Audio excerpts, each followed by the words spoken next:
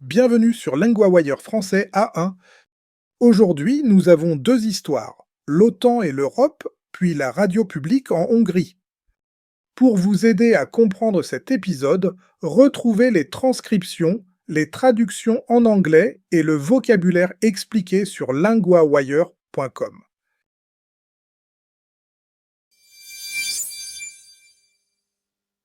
Avec nous, Claire, correspondante LinguaWire sur les affaires internationales. Claire, que s'est-il passé à ce sommet? Donald Trump est arrivé pour le sommet de l'OTAN. Le président turc l'a accueilli en personne à l'aéroport. Il y avait aussi une grande cérémonie. Donc, l'accueil était très visible.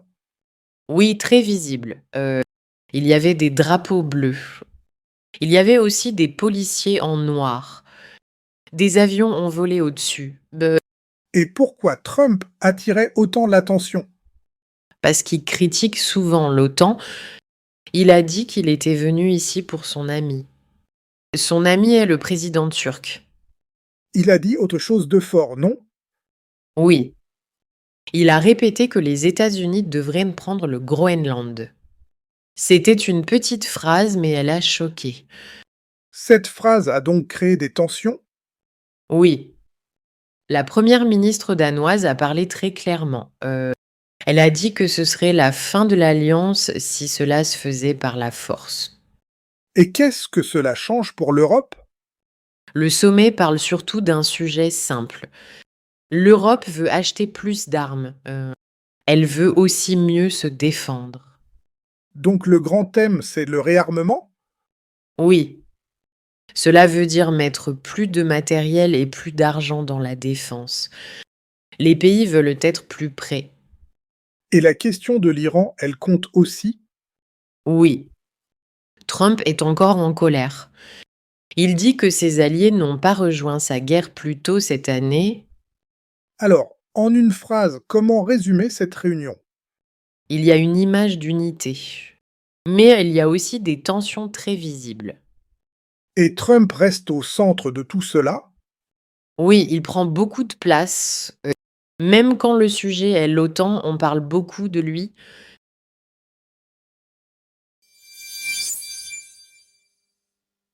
Avec nous, Hugo, correspondant LinguaWire sur les médias en Europe.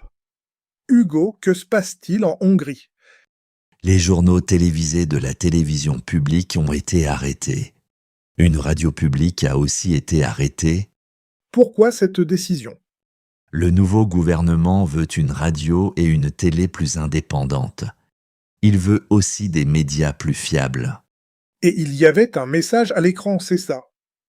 Oui, un écran noir a montré un texte blanc. Le texte disait « Public media should not lie ». Il disait aussi « We are sorry for doing it for so long ».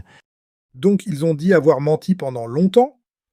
Oui, c'est ce que le message disait. C'était très fort. Qui pousse ce changement maintenant? Le nouveau Premier ministre, Peter Magyar, soutient ces changements. Il parle de la fin de la propagande. Et l'ancien pouvoir, quel rôle avait-il? L'ancien Premier ministre, Viktor Orban, contrôlait très fort ces médias. C'était le système d'avant.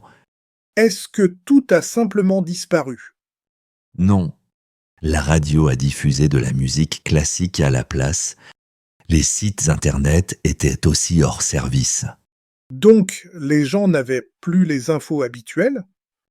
Pas ce jour-là, non. Mais le média dit que des infos reviendront plus tard. Elles doivent revenir petit à petit avec une nouvelle équipe. On voit donc un gros changement concret? Oui, pour beaucoup de gens, c'est un vrai tournant.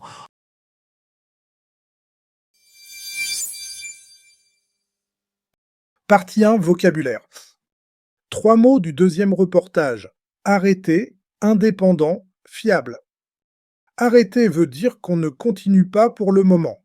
Dans l'histoire, les journaux télévisés ont été arrêtés. Exemple, mon cours est arrêté aujourd'hui. Indépendant veut dire libre, sans contrôle fort. Dans l'histoire, le gouvernement voulait des médias indépendants. Exemple. Elle veut travailler dans une petite école indépendante. Fiable veut dire qu'on peut faire confiance. Dans l'histoire, les médias devaient devenir fiables. Exemple. Ce site est fiable et facile à lire. Partie 2, phrase utile, pendant longtemps. Cela veut dire for a long time. On l'utilise pour parler d'une durée qui continue sur une grande période. Exemple. J'ai attendu pendant longtemps.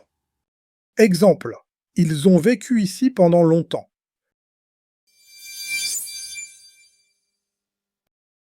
LinguaWire isn't only a podcast. Every day, the lead story becomes a personal language lesson in your classroom. Each lesson covers reading, vocabulary, grammar, writing, and listening, all built from today's real news story. Start today on linguawire.com.